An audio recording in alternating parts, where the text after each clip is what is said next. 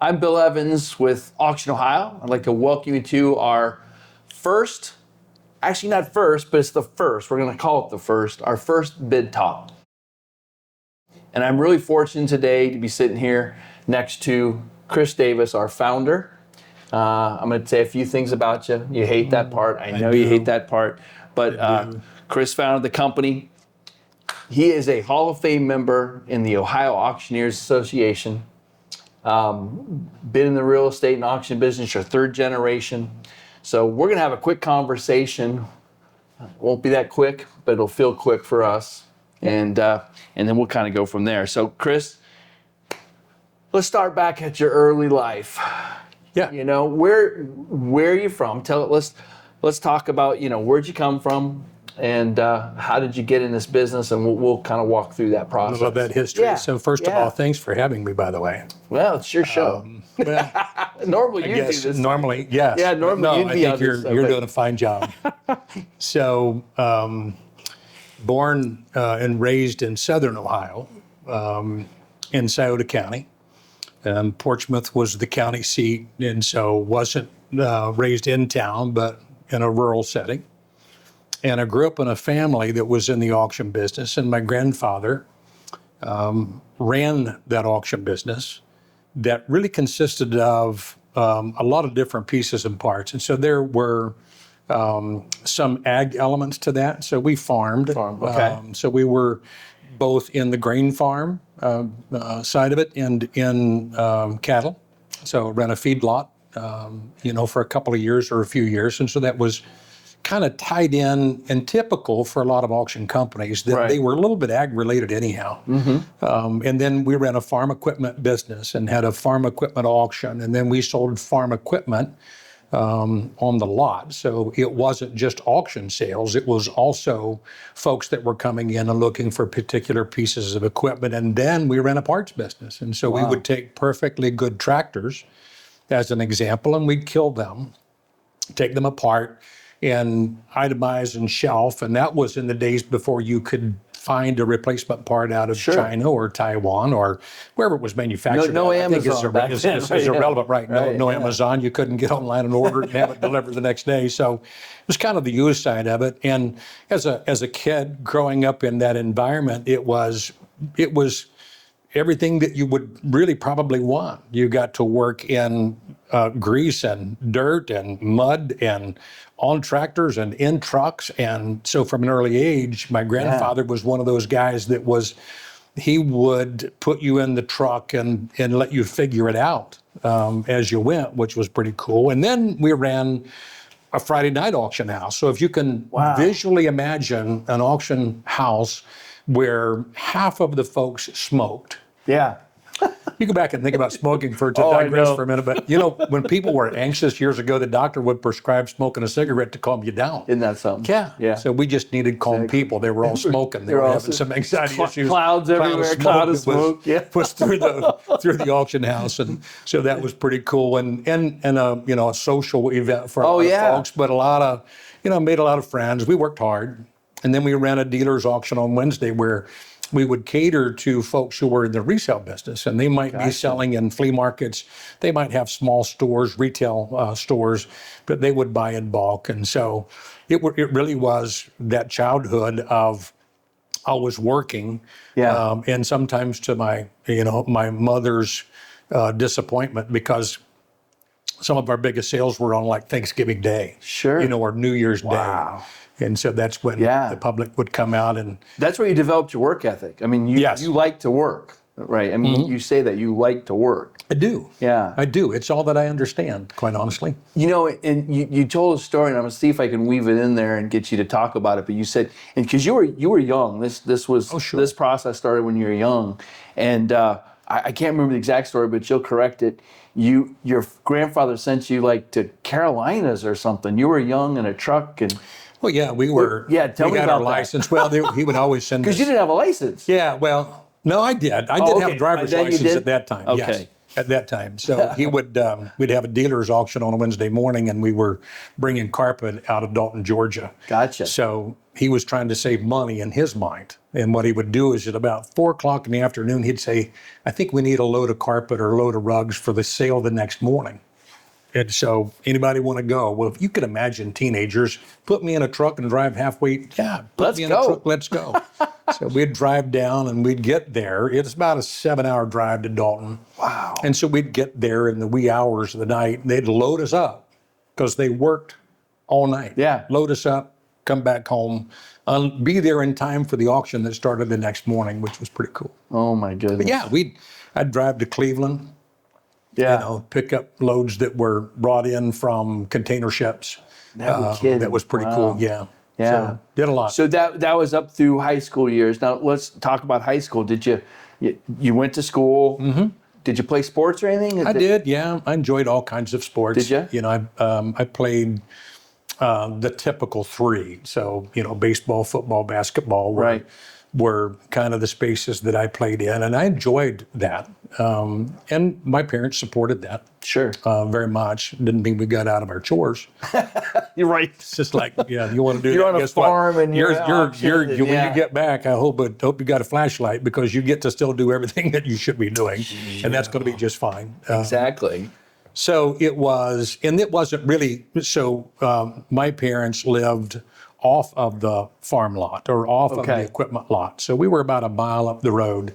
So I didn't have to go down to the lot, but I would go home and Mom would certainly have chores that we would do. Sure. So in summertime, gardening and you know, those kind of things. But Absolutely. so yeah, I went to school, went to vocational school. Okay. You know, in 1980, 81, 82, if, you know, people will recall history, the economy wasn't that good. Right. No. You know, interest rates were high and job opportunities weren't that great. And so a vocational trade school, I thought, was the ticket. So electronics, Makes sense, right? Yeah. Electronics was a little bit of a passion that I had at the time and enjoyed that.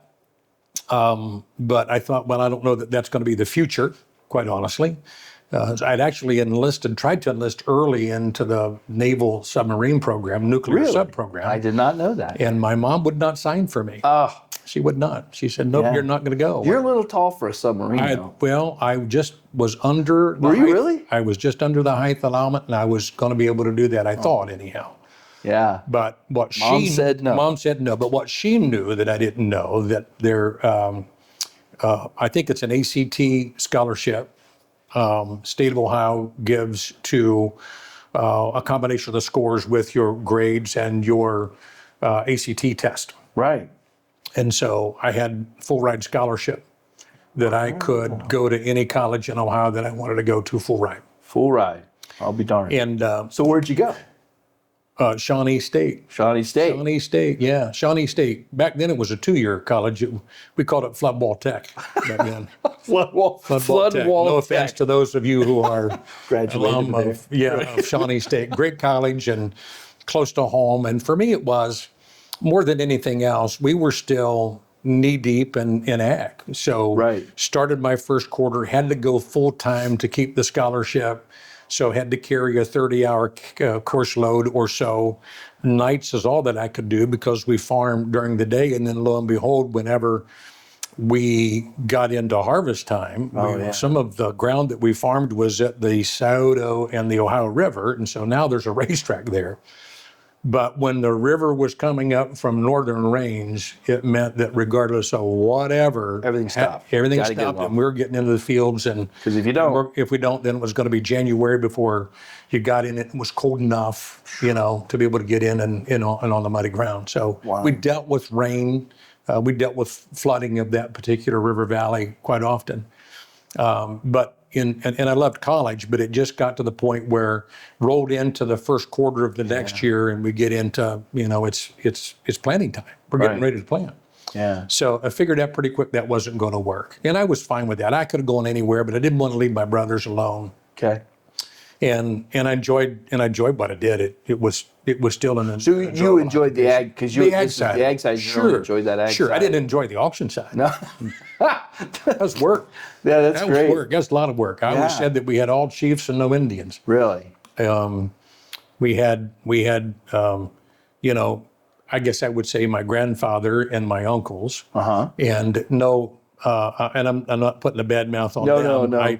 Today I like being the chief anyhow. So let someone else be the Indian, kind of let them do all the work. But Right. it was a lot of work. I mean, it was a lot of work. Oh, There was yeah. no shortcuts to No. that side of it. And Right. I didn't want anything to do with it. And then my grandfather and I, we were probably similar A-type personalities, and we butted heads, quite a bit. So I decided that I didn't want to be in the auction business. Yeah. It's like, no way. And I thought, you know what? How'd that work out? Yeah, I came back. It's an interesting story, I suppose. So you drop out of school. Yeah. Not drop out, but you. Oh yeah, dropped drop out. of school. I said I quit. I did. I dropped out. I quit. Yeah, I'm not doing this. I'm not doing this. Yeah. So I ended up my brother-in-law. So I was married at that time. Uh-huh. I was married in December, the year that I graduated high school. Gotcha. So don't want that to sound bad. That's pretty normal where I'm from. Matter of fact, I might have been late to the game a little bit. I'm not sure. But, Right. Exactly. But it was. He was in the timber business. Okay. And so I went to work for Carl, and I ran a dozer for cutting the paths for the timber jacks. Sure. And then cut up a little bit in the yard, and what I mean the yard where the logs would be dragged into before they got cut into length and put on a truck and then hauled to the mill. Gotcha. Wintertime was the best time to do timber. Ground was hard. It was froze. Yeah. So it was either going to be really dry or it was really going to be really frozen. And it still was a challenge, because you were dealing with weather conditions that were, they were what they were. Right. So I worked there for the first winter, and in that process of, with Carl, and Carl was a little bit like my grandfather. It was get on the dozer, and I had some experience with equipment, so it wasn't that I didn't know how to operate a dozer, Right. but I didn't operate a dozer cutting paths across the hillsides. Right. So You drove around the. yeah, I mean that's easy enough. Flat ground dozer works easy, but on the hillside it was a little bit challenging. Oh yeah. First time I got on a treetop that had been cut down, and I'm coming across the side and not cutting a path. Yeah. Right? Yeah. And I'm a little bit sideways at an angle, and I come across the treetop, and it's frosty, and it's a cold morning, and I slide all the way down the treetop. Oh my. Faster than you could dream of going Yeah. No the opposite control. direction. No control. Yeah. So, but anyhow, in that first winter, it was within the industry, there was a young man who was running a timber jack on another logging operation that got killed.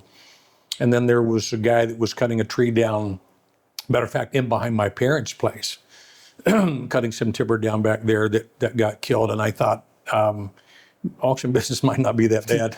Those are some sobering moments. It's As you like, look at it if and this say, is a wow. career path, Yeah. it's kind of, I'm going to come to work today, kiss my wife goodbye in the morning. That might be it. Hope I come back. Right. when Yeah. it's done. But Exactly. Wow. the folks that work in that industry love it. Sure. They do what they do. It isn't any different than someone else that takes high risk in the industry that they work in. But, for me, it was, maybe the auction side of an occupation didn't look so bad. isn't so bad. Yeah. And I came back. And again, Yeah. my grandfather and I had fought enough and made up enough. It wasn't that hard to do. So went to auction school. Where'd you go? Where'd you go to auction Missouri. school? Went to Missouri. Okay. Mhm. Yeah. Missouri Auction School, Greyhound bus. Wow. Yeah, all the way to Kansas City, Missouri. Now, had you traveled much? But well, you got no. to Georgia and stuff like that. But Yeah, in a truck. But was that kind of like getting? that was big getting time? out. Yeah. Mhm. That was getting out a little bit. Yeah. And it was, I had one of my favorite uncles that passed away of a heart attack the day I left, and I was torn about leaving or not leaving. Wow. I had Albert and Glenn were two my grandfather's brothers that lived on a farm in Kentucky that was, they were, if you ever seen the movie Secondhand Lions, Oh yeah, I love that movie. those two were a little like Kinda like that? a little like the Secondhand Lions characters, right? Oh, my They were gosh. bachelors, never married, Yeah. Oh really? never married. Oh my goodness. Tobacco farm. Yeah. It was great memories, and my dad, kind of grew up out on that same farm, and that farm is still in the family to this day. No kidding. Wow. In the Grayson, Kentucky area. So some connection there.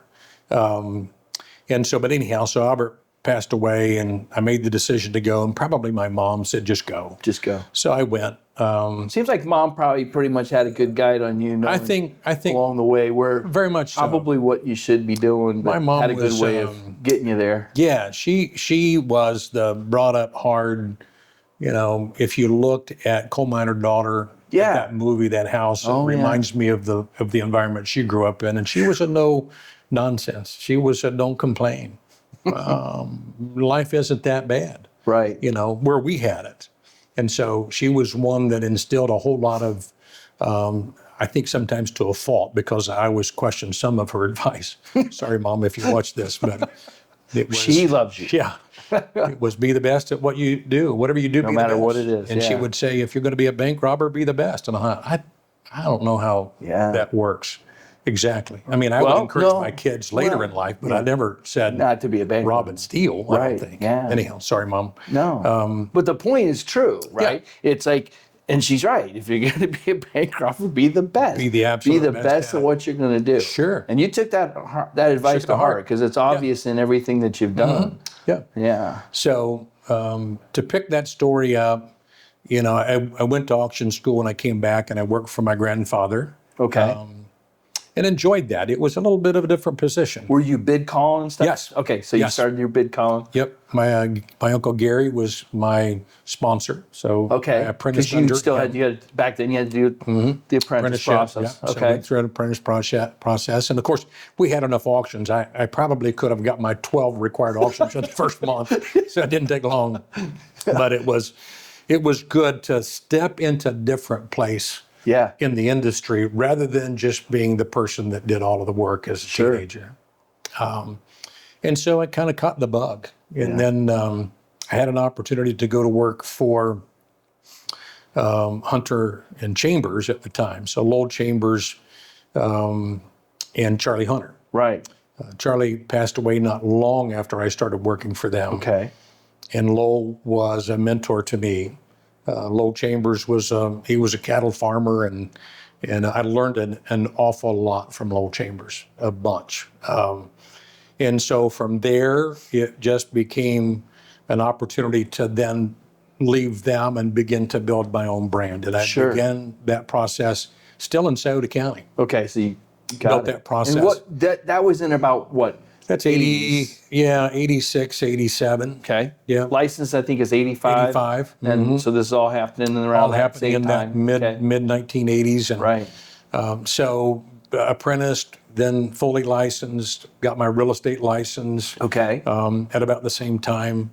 And that was at the inspiration of Lowell Chambers, actually. If you're going to be in the auction business and you're going to sell stuff or equipment, Right. you might as well sell the real estate Why not also. do it both? So it was a good fit and good advice, and took that. Absolutely. For a short stint, I worked with Charlie Uten out of Portsmouth, and he had a son, Mark Uten, who we're still friends, that we worked together for a short stint. And then the calling came. Everyone moves for different reasons. But Right. we won't get into that. But I moved to Columbus, Ohio in 1988. 1988. February of 1988. That's where we met. And that's where we met. Yeah, 1988. That's where I met Ray Daly. Let me back you up just for a second. So, were you doing any competitive bid calling, or did this happen after that, or because I know you did some competitive, like some of the competitions and travel and so forth like that? Was that in that same time, or was that after you got to Columbus? After Columbus. Okay, got it. After So Columbus. fast forward back to you moved up to Columbus. Moved to Columbus, 1988. Actually, I came up, would have been in November, December of 87. Okay. And stayed kind of during the week and went back home. Gotcha. And I worked for Zenith, Yeah. Ted Schlingerman. I can't even imagine why I remember Ted's name in Westerville. Yeah. Sure. Right downtown. Right downtown. So Yeah. I worked for Zenith because I had an electronic background. Right. And it was only for the purpose of being able to have an income. Make while ends I meet, began right? to, Yeah, while you build your career. rebuild the auction business here. Right. And so worked for Ted for probably a year during that kind of transition. Right. went to work at that time for Max Holzer. Yeah. So Holzer, Wallem, White and Straight at the time. Remember it well. Yeah, Roger Crawford was Roger our was our manager, manager, yes. during those times, Yep. and Ray Daly, was yeah. our trainer. Was trained us both. Yeah, Yeah. absolutely. Ray hasn't changed a lot, which is No. amazing to me. But No, he's still with us today. He's still. So I go to him. I go to him all the time for advice. Right, Right. In other words, right. hey Ray, what are you thinking about this? Am I doing this right? Am I thinking right? So forth. But so back to our manager Roger Crawford though. You used to get me in trouble with Roger. You want to share? I You want to share with trouble? I didn't get you in trouble. You were pretty good at it on your own. I was. There was you're a right. couple of things. There was A couple of things that probably I was responsible for that he thought you did, but no. Well, you talking about chewing tobacco? I am. We're Yeah. sitting in my office. I'm sitting in my office. You weren't there. Our office. We actually shared an shared office. office, yeah. And he comes in and he starts reading me the riot act. That he's like, "You got to quit spitting in that trash can." And then I'm like, "Roger, I don't even chew." And he wasn't taking it. He was giving me the what for, right? So I think you came back in and I said, "Dude, you're getting me in trouble." Yeah, Roger set But me you- down. yeah, He did. yeah. He said two Go ahead. things. He said two things. He said, one, you're not in Scioto County anymore, so that four-wheel drive truck with an auction topper on the back probably isn't going to work here. Well, whatever. And love Roger dearly. I do. And Yeah. Barb both, He's- actually. yeah. God honestly. rest his soul. Yes. Yes. But he said, you're going to have to change how you dress. Yeah. Boots and jeans and, And that's what we flannel got shirt. on I'm back to today. jeans again, yeah. I don't have the hat on, by the Right, way, right. but we wear hats quite often. We have matured. But I think it was that conversation that he said, and you got to stop spitting in the trash can. And I said, Roger, listen, I will get some change of outfit. I'll begin to dress appropriately so that I Right. can engage with clients and manage expectations for them. And that was good advice, honestly, Sure. it really was. Absolutely. Because how you appear to the clients is critical. They have to, some element of trust that's required. And so you walk in with mud on your boots and jeans and a flannel shirt, it's probably not the most receptive. And so I got that. Great advice, it really was. But I said, Roger, listen, that's my trash can. And I said, I'm pretty sure I'm not a W-2 employee. know? So I think I'm going to spit in there as often as I want to. And He relinquished on that part. He said, okay. And I didn't get in trouble for it anymore. Yeah. Right. No, that was good I don't stuff. chew anymore, by the way, so I Yeah. don't spit in No, trash he's- cans. he's got rid of The that. cool thing is, I don't know if most folks know this, but Max Holzer, of course, if you look at King Thompson, Right. that kind of merger then took place later. Right. Well, King is from Portsmouth. He and his brother, That's right. yeah, developed Upper Arlington. Right. Right. So they were, yeah. Back in, I think, the 20s, maybe? Yeah. No, 20s? Ray was doing a thing on that show Yeah, with us, right? yeah. He'd come up and Yeah, King came up and, Yeah. and sent a letter back to think his brother in Portsmouth and said, sell everything. We found the promised land. Yeah, so you they bought the think farm. Right. Do you think how many people live in Upper Arlington have no idea that Right. Scioto boy Scioto County boy. founded that? But that's amazing, really, when you think about it. I mean, the vision, the foresight, and now you look at Sure. what that is today, and Sure. and so forth. But Sure. yeah, Sure. So, and back in the '80s, we were you talk about the dress and like that. It was all dress for success, right? Sure. I remember. You always had a suit on. I read that little Dang near a book. three-piece suit most of the I time. don't know if I ever had Did a you not wear three-piece. a vest I sometimes? I don't He remember. did, just so you know, he potentially. did, yeah. But my point is, I read that little book, The Dress for Success, right? And it was like, and I had the white shirt, the red tie, the blue suit, and it was like, and I can remember my first, and this is about you, not me, but I can remember my first out of town client. I'm driving him around in my car, and she finally says, okay, I got to know, how old are you? Right. I said, I'm 20. She goes, you look 12. And I said, I can't imagine what I look like if I didn't have the suit on. Right. Right. But You yeah. were a baby face. You did have a baby well, face. you know. You look young. Yeah, you had the looks and I had the Things baby have face. changed, just so you know. So let's talk. We're back in 88 range, King Thompson, Holzer Woolham. No, Holzer Woolham, White and Straight. Straight, yeah. Then it became King Thompson, Holzer Woolham. But you remember Ray said something pivotal to you, right? I'd love you to talk In about training, that a little yeah. bit. In training, So, yeah. Ray, which you had to go through Ray's class. And Absolutely.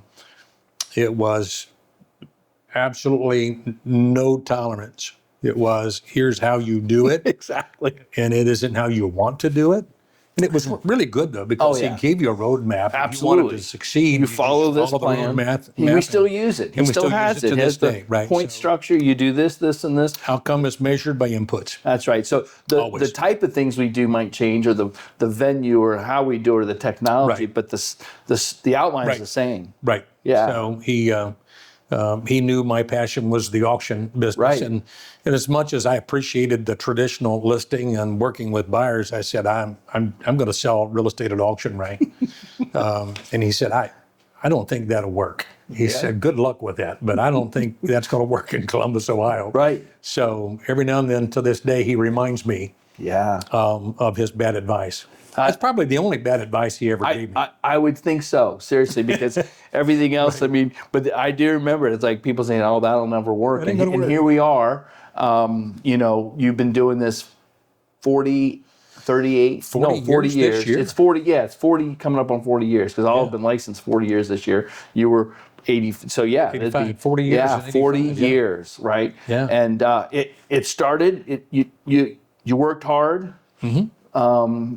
And yeah, let's talk a little bit about those years. We'll kind of fast forward through some of those years. So you started out, you're doing auction. Did you start doing personal property auctions as well at the same time? Okay. Yes. Yeah. Yep, we did personal property, and a lot of established auctioneers were already here. Really? But I created some good relationships, with a number of those that we have remained friends to this day because they got their start at about the same time. So Mike Brantley and Mike Brantley, yep. Paul Delphia and Mark Paul. Van Hook didn't come along too long after that, if I think about it. Yeah.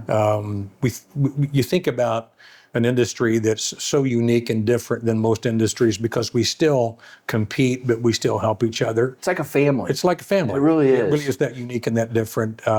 So we started in the personal property side. It was need that we could meet. We were working with a traditional real estate brokerage, so the Holzer Wallem White and Straight that became King Thompson Holzer Wallem. Pat Grable came into the picture as a part of that acquisition, and Pat was wonderful to work for. He was as encouraging as anybody, as far as do what you need to do, and we've got you, and we'll support you as we kind of built that business, and as that was a kind of maybe an immediate marketplace. It was agents who were working with their clients who had needs to sell stuff. That hasn't changed. Right. No. Still exists today because they're the first people who engage with sellers, and then when they see what that seller's situation is and there's a need that needs to be met, and the stuff is typically the one need that needs to be met first. Right. But then we got into the real estate side of it as well, simultaneous. Sure. But I did traditional brokerage for that period as well. Time. Yeah, sure did, absolutely. because listen, I Pay the bills. raise the kids. Right. Absolutely. Necessary. Yeah. So it was good. We ran auction houses, so to speak. I always thought that I would look at Apple Tree, I would look at Plain City Auction House, and any young auctioneer would want that. Oh yeah. And so we started. We ran an auction facility in Grandview for a number of years, and Marge Cox is that relationship started there. Yeah. She came along beside, and a ton of wonderful people that I had the privilege to work with during those years that were just as passionate about the auction business as I was. Right. We ran an auction facility on 161 Columbus Square for a number of years. Way back when in Johnstown on Ford Street, we ran an auction house in there for a little while.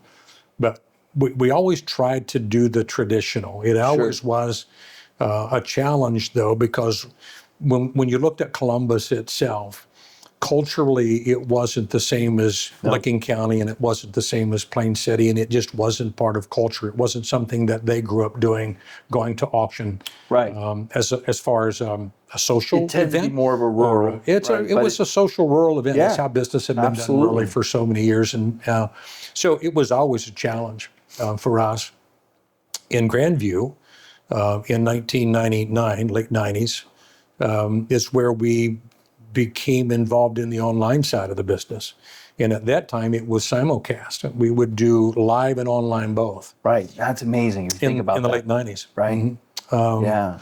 And kind of progressed through, I guess, grew into what we are today, Right. starting there, but then doing online only auctions just as a result of, what we understood that the marketplace was evolving into. So help people understand that transition and why. What was that? I mean, because we love all of our auctioneer brothers Sure and we do. sisters, right? They're great, but you kind of took some heat a little bit Took during a lot that of period. heat during that a time, lot yeah. of heat during that period. of time. Auctioneers, if you didn't have the hat and the boots on, you weren't an auctioneer. You weren't an right? auctioneer. Now today, it's like the most commonplace. Online's kind of almost everybody's accepted it. It's just the way it's being done. I think they are. Yeah, but I mean, Change is hard. Change is hard, but you saw something. You saw that coming, and you pushed it, right? Well, I had a desire to get all the education I could, and so I was at every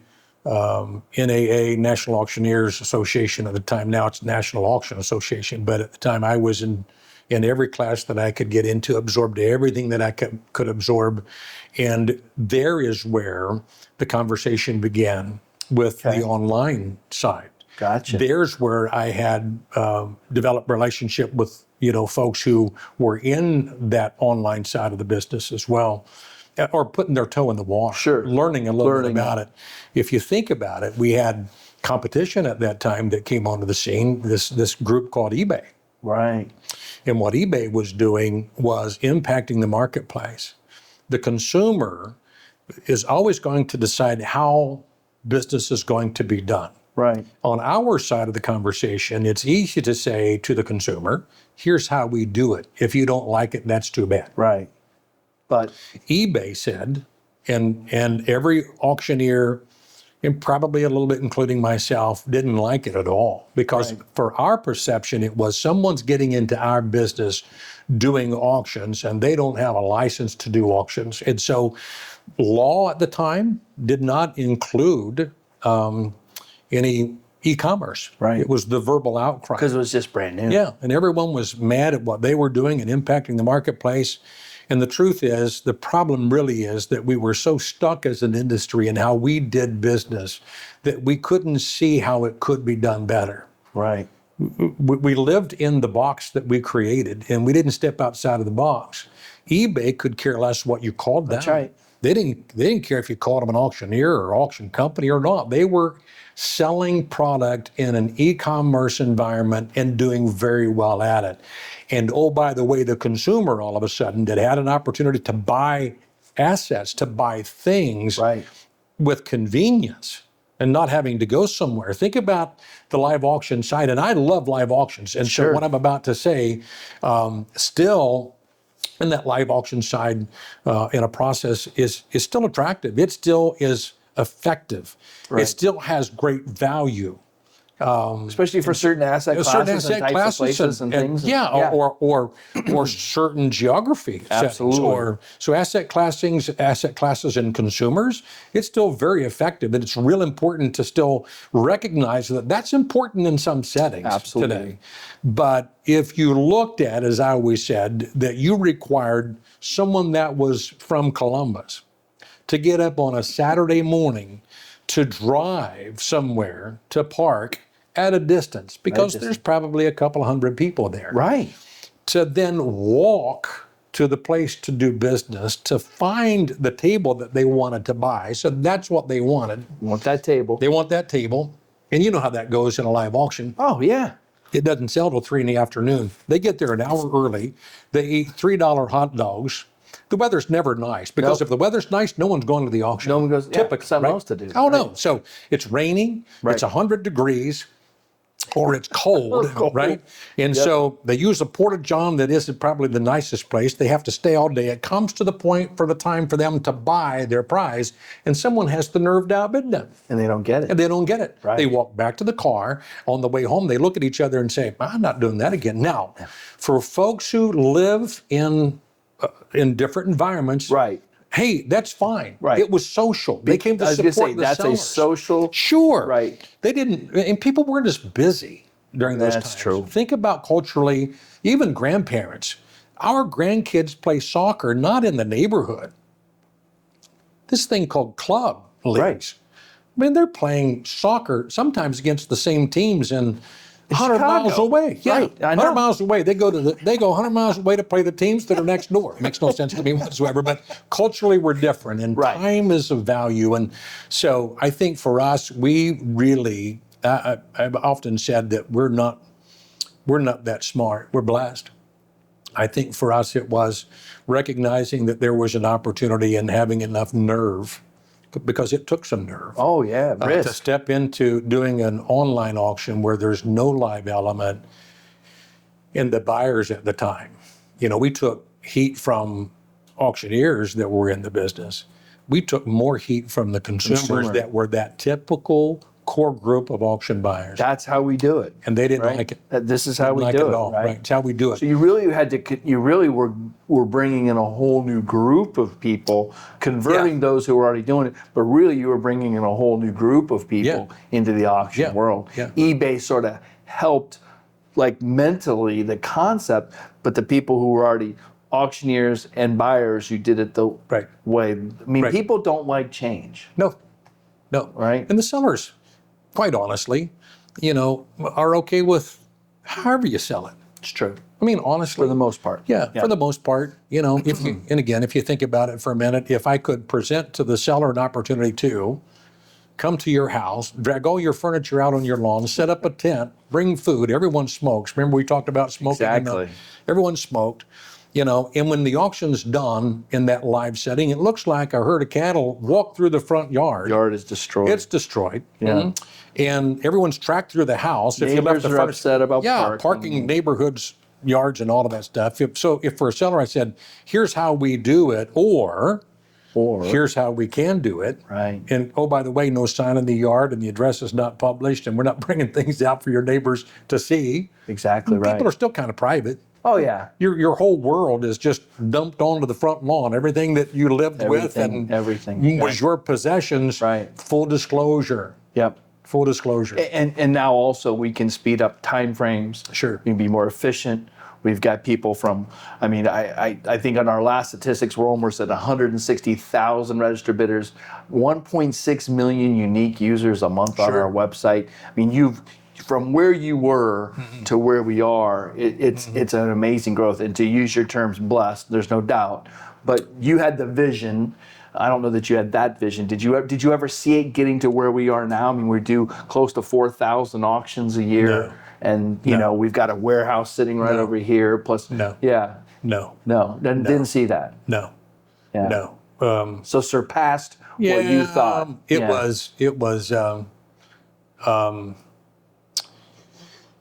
It was blessing beyond blessing, quite honestly. And I thank God every day for the opportunity or the privilege to be able to work in an industry that I love. Yes.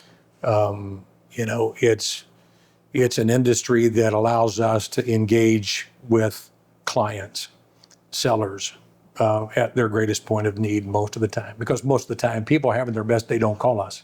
Right. Typically. You talk about that a lot, and that kind of leads into our culture conversation because to your point, as you've always said, and I'll let you say it instead of me, but it's like, as you're going there, most of the times we're not interacting with people, as you just put it, who are having their best day. Right. It's an opportunity, I think, for us to minister to folks and provide solutions for them who have lost spouses and lost parents, and dealing with those things that are and were important to them. Those who have passed away, their lifetime possessions, and for the widow or the widower, their real goal is someone to appreciate those things as much as their deceased spouse appreciated those, for kids as much as their dad appreciated those or their mom appreciated those, for a business owner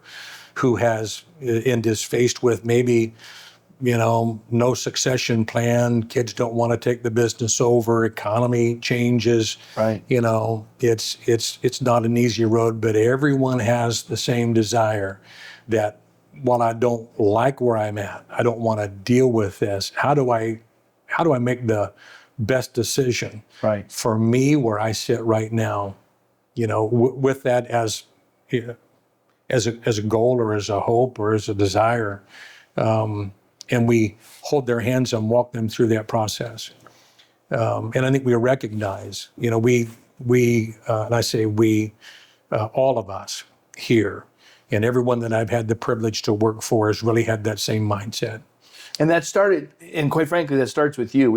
I started to talk about culture, and you use with us all the time, and we have it now on the wall, which is, and it's not just a slogan, it's literally what you have ingrained in all of us to live by, which is do the next right thing. Do the next right thing. I can remember when I started, and it was like, well, how do I, or what do I know, or how do I make that decision? And then when it comes back to do the next right thing, when you say, what should I do? And then you say, do the next right thing. Sure. It really helps in processing to understand. You also use the word steward, right? Because we steward relationships, we steward their material, their possessions, their money. Sure. So out of that, when we talk about culture, and you talk about culture, because we went through an exercise a couple of years ago and really took who we were and what we believed in. We got it down on paper. I think so many companies, they do it reverse. They get some really cool things written down on paper. But what we tried to do, and this isn't bragging,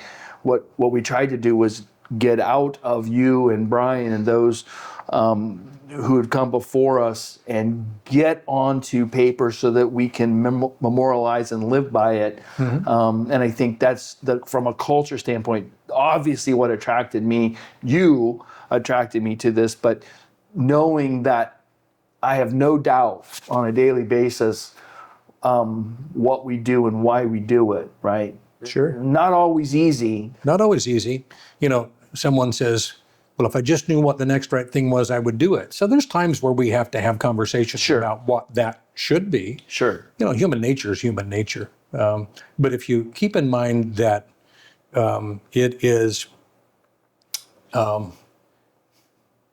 be myself and forget myself, if you can live in that space where you have to be true to yourself, you have to be who you are. You can't live by a formula that everyone says, okay, well, that's the formula. Now I get it. I'm going to do it. Something has to come from the inside. Right. So you have to be yourself. But humility that's missing a lot in our culture today is that forget yourself. Put other people first. This is not about you. It's living life really at its best whenever it isn't what we leave behind. It's what we send ahead. Right. But we get that messed up sometimes. We work so hard for what we can do, and rightfully so. I don't want to take away all of it from this conversation or this point, but it is absolutely correct that we're responsible so that we can take care of family and those folks that we work with and work for us, and we can steward what's important to them. But at the same time, it isn't about what we accumulate. It isn't about how much business we do. This isn't about how much more we can do. This is really about how can we do what we do better. And I'm convinced there's no magic sauce. Outside of that, there's no magic sauce. And folks are looking for magic sauce. Always. They're looking for that quick solution. How do I take my business from here to here? And I don't care if it's the auction business or the real estate business or you're running a retail outlet. This really doesn't change. It is slow grown and deep rooted. There you go. It is doing the next right thing today. It's engaging today in a way that I do the right thing today so that tomorrow I have an opportunity for somebody else to do the right thing for them. Right. And so stewarding what's important for our sellers is a little different than from our buyers. Sure. It's a different experience for both of those. But if the mindset is that I steward what's important to each one of those groups, our partners, and our partners are real estate agents who we co-broke with in our agent partner program. So how do we steward what's important to them and managing those relationships and engaging them in a process that allows them to manage the client, to still stay engaged in the process, to our attorneys that we work for, the bank clients that we work for, and last but not least, certainly would be the employees that work for us as well. Absolutely. Because what we have to do is to put them in a position where they understand that this is more than trading dollars for time. Absolutely. This is caring about them and who they are. And how do we speak into their lives, and how do we bless them in a way that gives them value? Our function and what we do in life doesn't determine value. No. The people are of equal value, regardless of how people treat them, right? Regardless of the paycheck or the function. So the function that someone has doesn't determine the value of a human being.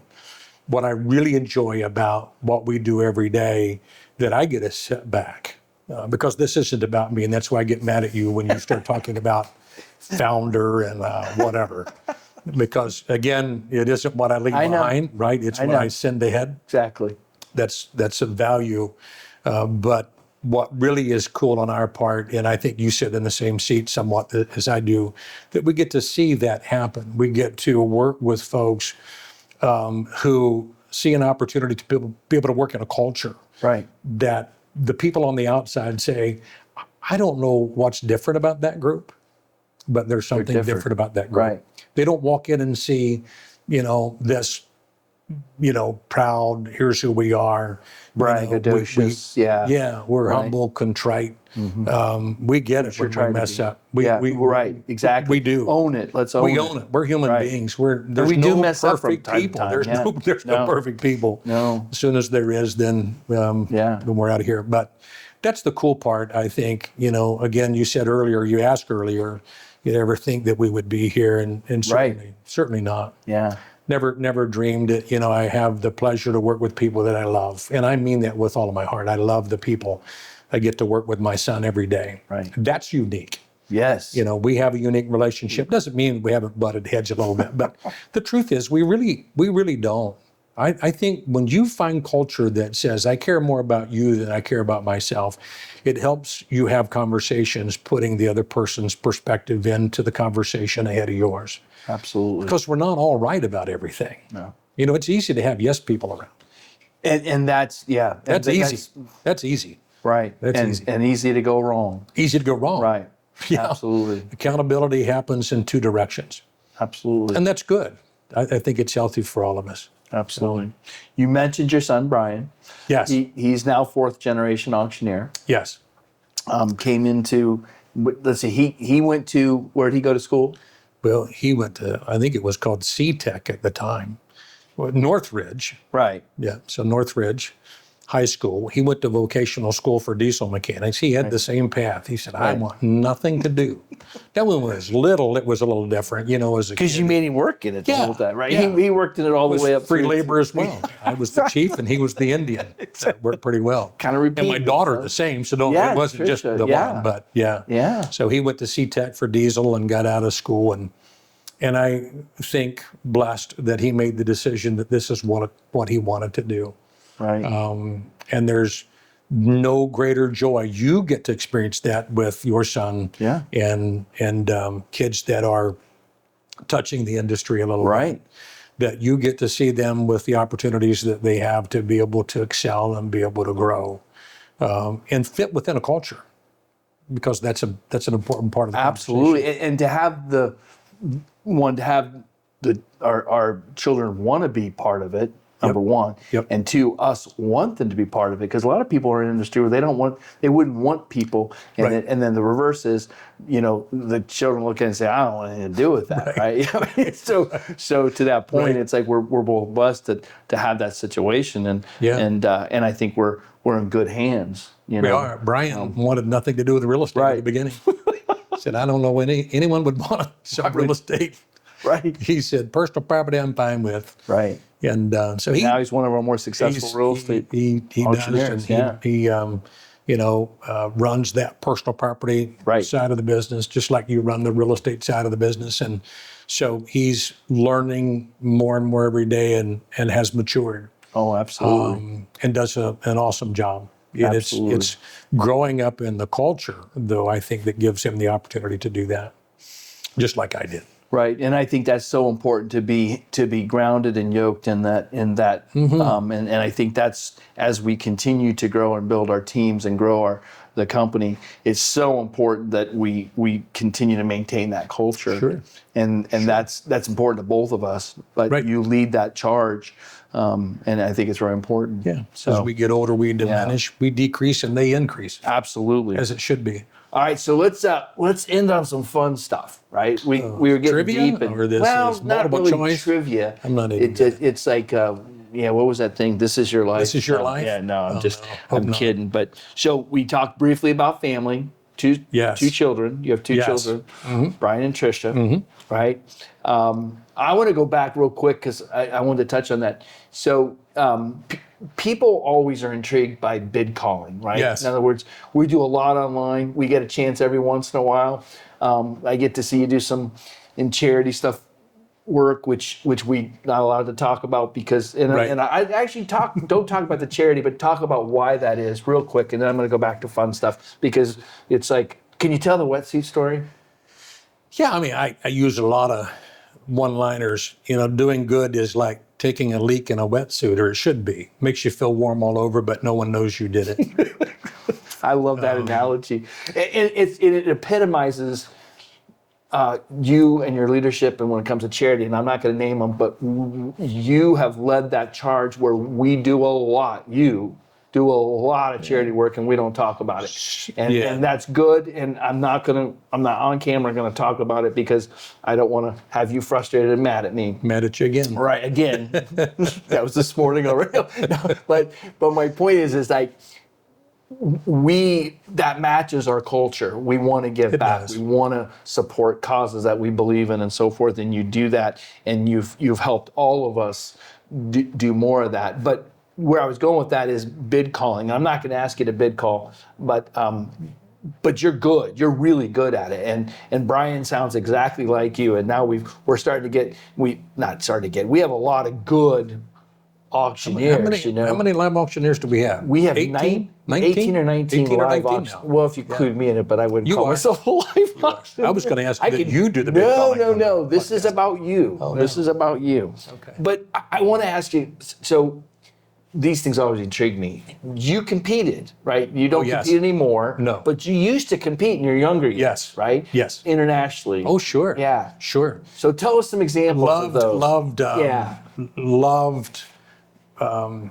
the bid calling side of it. And everyone has a gift that they're given, and so I think opportunity in life is to find that and use it as best we can. Taking my mom's advice, if you could do it, be the best. But I enjoyed being part of Ohio Auctioneers Association and mentors that I had there, as well as the national. And when I was exposed to those associations, I found out they had this bid calling competition. And I thought, I'd like to do that. Yeah. And so competed starting in probably 90 or 91. I won the Ohio Auctioneers Bid Calling Championship in 93. Okay. And so that was a wonderful experience. And again, as a young man at that age, walking into that environment, that room was so big, Bill. Oh, yeah. There were giants in the industry. I was just a young, naive, unexperienced, and I was just in awe of what these guys and gals were doing in the business. Right. And I wanted to be like that. Yeah. Greg Rice Right. was competing in Machine Gun Greg. I mean, that boy could make it happen. International car? What is it? He was, he might have been in the automobile side of it, but he was the International Bid Calling Championship. So from the national level, Yeah. Right. So for the national level, and a number of great auctioneers that have come out of Ohio. So I competed on the national stage for a few years, then enjoyed that. in Grand Rapids at about 96 or 7 or somewhere in there. I placed in the top 10. Yeah. Yeah. Pride got a hold of me. Pride got a hold of me. Yeah, you gotta be careful, right? Yeah, well, next year I went to Virginia Beach, if I recall correctly. It was Virginia Beach. And so Right. I thought top 10, here I come. Here I come. I am absolutely going to step up next year. And I worked hard. And part of that bid call contest isn't just your bid call. It's Right. you're going to, be the spokesperson for the National Auctioneers Association. So how you interview is as important as how you are as a bid caller. Right. So I'm excited, and I go through, and they have a preliminary round that they identify the top 10 that further then compete for the actual winner. I didn't even make the cut the next year. I went from top 10 rising star to Virginia Beach, and I'm pretty sure it was Virginia Beach, and it was like I got cut in the first round. Yeah. And I competed after that for a little bit, but what I understood was, I could stay engaged in that. Sure. And it took time. Oh, yeah. Or I could change direction a little bit. And at that time, just coincidentally, we were getting real involved in the online side of the business. Right. And I, really diverted efforts there. So, yeah, Absolutely. enjoy it.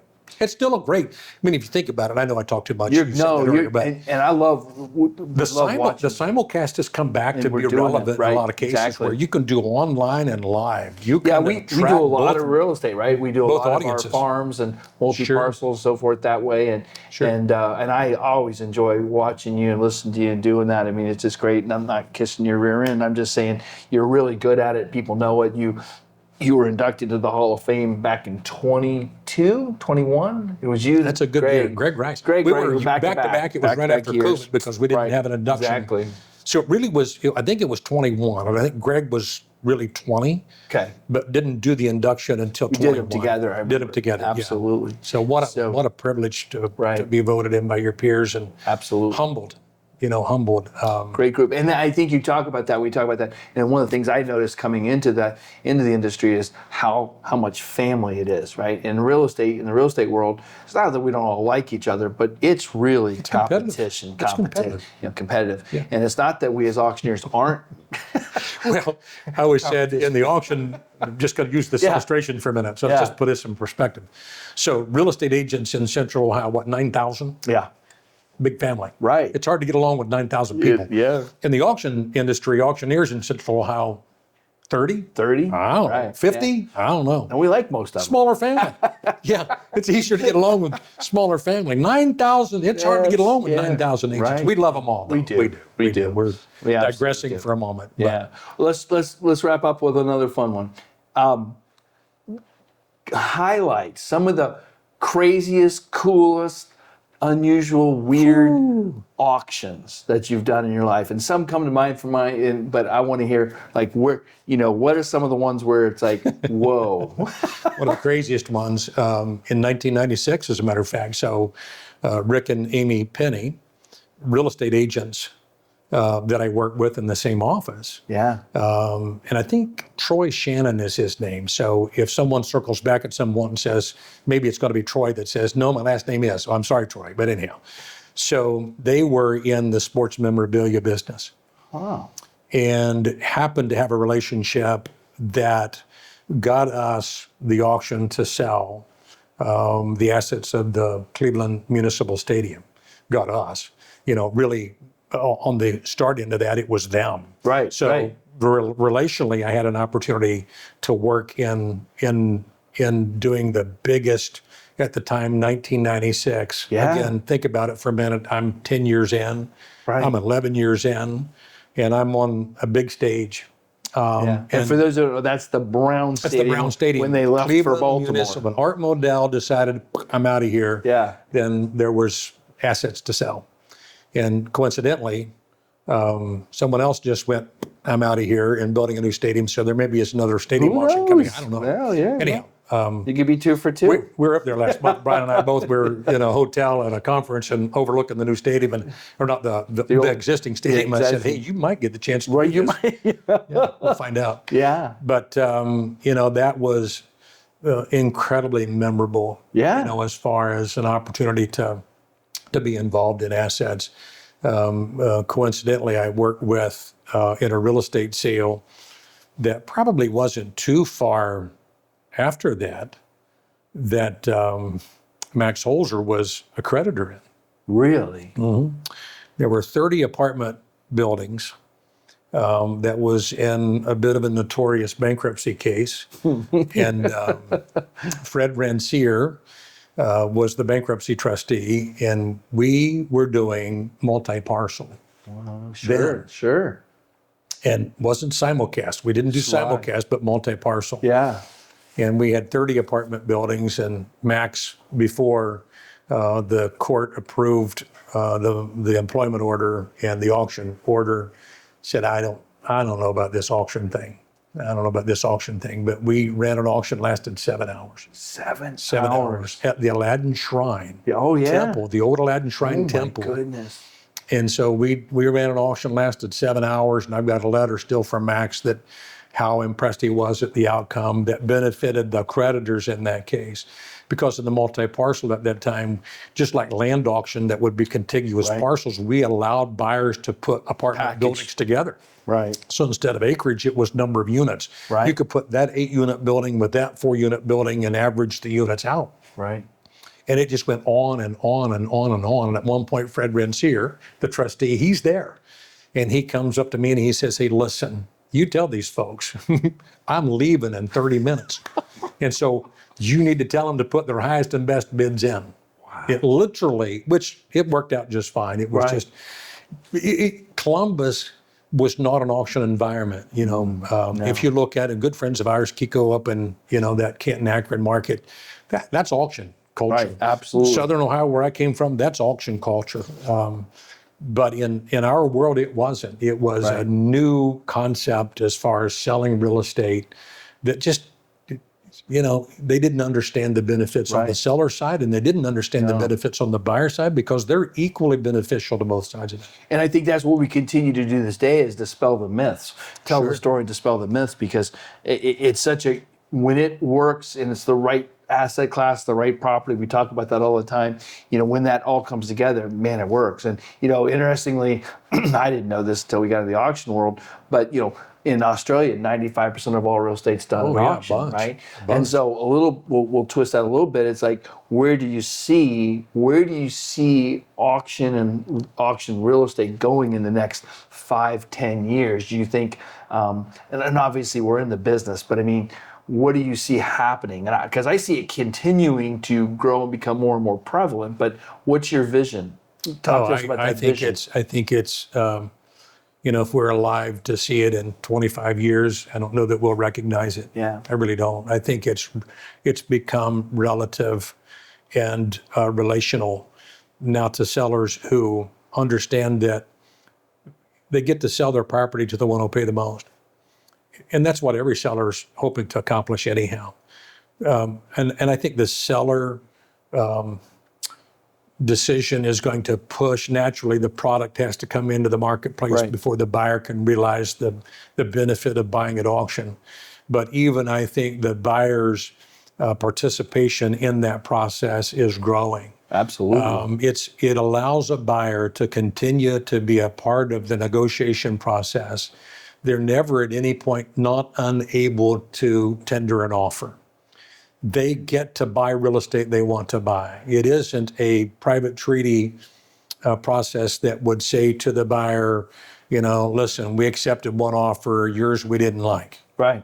It's always Playing field's level. It's level playing field across both buyer and seller, and so buyers get to participate in that process. Sellers, it's still an educational conversation. Absolutely. I think for us, what we do in the agent partner program that helps them understand when auction opportunities arise, helps them understand the conversation to better then engage a seller when that's appropriate. Right. And we talk about this all the time with right seller, right property, and right terms. And all three of those are important parts of that conversation.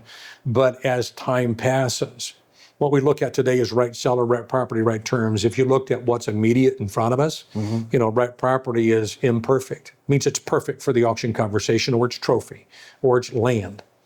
In other words, it's that unique and that different, that high demand, that why wouldn't you, just like if you found the unknown Van Gogh painting, you'd call Sotheby's or Christie's. That's just ingrained in us. Or if you had some priceless piece of memorabilia, that's ingrained in us.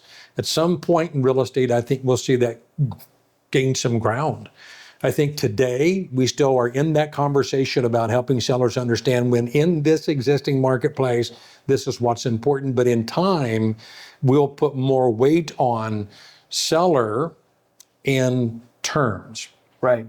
Exactly. And you see that, right? From the very beginning, you were always inclusive of real estate agents. You know, when I can remember as a newer agent and so forth, I mean, or even as an experienced agent, it was like auctioneer, real estate agent, one of us wasn't needed, right? Right. And now with the agent partner program that you've kind of always done, like we just kind of formulated, put a name on it, but you've always done it. You've always been inclusive with real estate agents, and when they can come together, and now we're starting to gain more and more what I would call truly experienced and successful real estate agents who they get it. When they get it, and they say, "Wow," because it's as is. Trophy, land, whatever, but when they get it, then they start doing more and more and more, and we're seeing that, right? And I'm not going to drop a bunch of names here, but some of the, if you were to take the top 50 agents in the city, in the general vicinity, a lot of them are starting to go, boom, we get it, because over the years we've told the story, we're telling the story more deliberately and intentional, and we want to work with everybody. That's not the point, but it's like when they get it, and then it starts making sense. But it's that understanding of, because it's totally foreign. It seems totally foreign to us. It did to me, right? I mean, 6 years ago before I came on, it was like, well, an agent, and understandably so, an agent that was getting a little bit of a referral fee, but losing the relationship. Right. You know, rightfully so. You know, they're in business just like we're in business, so that we can realize a profit, so that we can take care of our employees, and so that we can take care of our families. And so profit's not a bad thing. Yeah. It has to be realized. Absolutely. When we talk about being stewards, we certainly need to be a steward of the net. We have to be profitable, otherwise we can't service our clients and our sellers. And so when you change the conversation with an agent so that it's no longer a decision about losing relationship or losing dollars, then all of a sudden that's easy. Right. That's easy. Well, and 1 + 1 in that place doesn't equal 2. When we come together in that co-brokerage relationship and we work together, they keep the relationship. They keep the listing. They get a full commission, and then together, both of us are working together in that process. You know, magic happens. It does. And so I think you know, when we look at, we're talking about the future. When we look at the future, I continue to see that grow. I look at that, and it's like sometimes people are like, "Oh, other auctioneers are a competition." I don't think so at all, because the percentage of real estate that's done at auction is such a small percentage. Still so small. But you said to me the other day, and you know, that you believe that we will see where it's 5% of the marketplace. And that may not sound like a lot, but that's a lot. That's a bunch. That's a bunch. That's a bunch. That's a bunch. And it just keeps growing. And I think we're watching a steady growth climb. And I would say a lot of that is because of the agent partner program, because of the education and the understanding. And then as we're attracting the talent of our own team who understand it, and being able to, the biggest thing is to be able to get the information out of your head. I've tried to be a sponge over the last 5-6 years because you know more about it than you've forgotten more than I know when it comes to that. And so getting that out and helping people understand, and it's exciting. It's an exciting time for us. And with technology, Elon is tells me that I'll be able to plug in a thumb drive pretty soon. I wish I could plug it in there. Yeah, that'd be great. So just so you know, if I'm alive by then, I'll just put it right in the back. Download it. Absolutely, download it every now and then. Put the hologram Might be scary, especially as they get older. Yeah, no, I think you'll always be. So, Chris, I really appreciate you taking the time. No, thank you.